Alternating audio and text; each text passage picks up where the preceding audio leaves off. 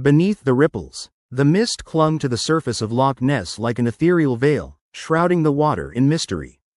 Every year, tourists flocked to the shores, hoping to catch a glimpse of the famed Loch Ness monster, affectionately known as Nessie.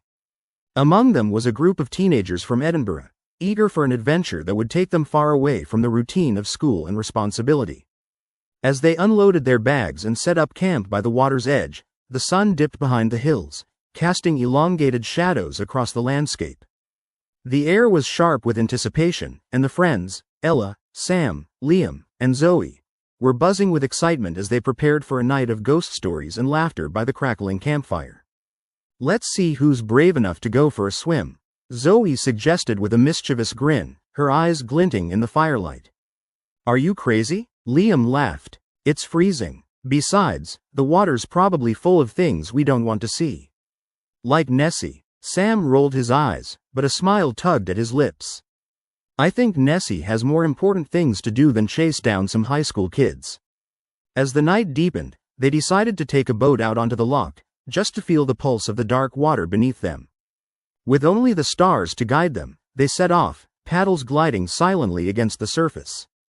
The peace of the loch was intoxicating, but a sense of unease hung in the air, a whisper of something ancient lurking beneath. Halfway across, Zoe leaned over the side, peering into the water. "Do you guys think there's really a monster down there?" she asked, a hint of seriousness in her tone. "What if it woke up after centuries?" "Don't be ridiculous," Liam scoffed. "It's just a legend." But as they rowed deeper into the loch, the friendly banter faded, replaced by an unsettling stillness. Suddenly, a low rumble echoed under their boat, causing everyone to freeze. The water rippled outward, spiraling away from an unseen source. Liam's face went pale. "Did you feel that?" he whispered, eyes darting around. Ella shrugged, but her laughter faltered. They exchanged nervous glances, the jovial spirit of the night evaporating into the damp chill. "Let's head back," Sam said. As he turned the boat around, a shadow glided beneath the surface, too massive to be a fish. It moved with great grace, drawing closer. Heart-pounding, Sam whispered, "What was that?" Before anyone could answer, the water erupted in a violent splash, sending waves crashing against the sides of the boat. A massive, serpentine form broke the surface. Scales glimmered like obsidian under the moonlight, and glowing yellow eyes fixed upon them from the depths of the loch.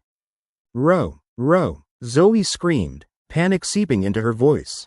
The boat rocked violently as they frantically paddled, but it felt futile against the creature that splashed and writhed threateningly below. The shadow lunged. A powerful thrust of water surged against the boat. It tipped dangerously to one side, the cold water rushing in like an aggressive tide. Ella shrieked as she clung to the edge, her grip slipping. "Help!" she cried out, eyes wide with terror. The creature's head rose above the surface, its enormous jaws opening as if to swallow them whole. "Ella!" Liam lunged towards her, but the boat capsized. Water poured in, and a deafening roar filled the air. They were submerged in darkness, shock and terror engulfing them. As Liam surfaced, he glanced around. Zoe and Sam were fighting to keep their heads above water, but Ella was nowhere to be seen. Panic consumed him, and he thrashed wildly, searching the gloom for his friend. Then he saw her, grasping at the edge of the overturned boat, but a dark shadow loomed beneath her, swirling closer. "Ella, swim, now!" he shouted, fighting against the current to reach her. But it was too late. A powerful wave crashed against him, pulling him underwater. He felt cold tendrils wrap around his legs, dragging him deeper. His lungs burned. He could see nothing but the shadowy depths. In a final act of desperation, Liam clawed at the water, and just before consciousness faded, he glimpsed a massive figure coiling around Ella.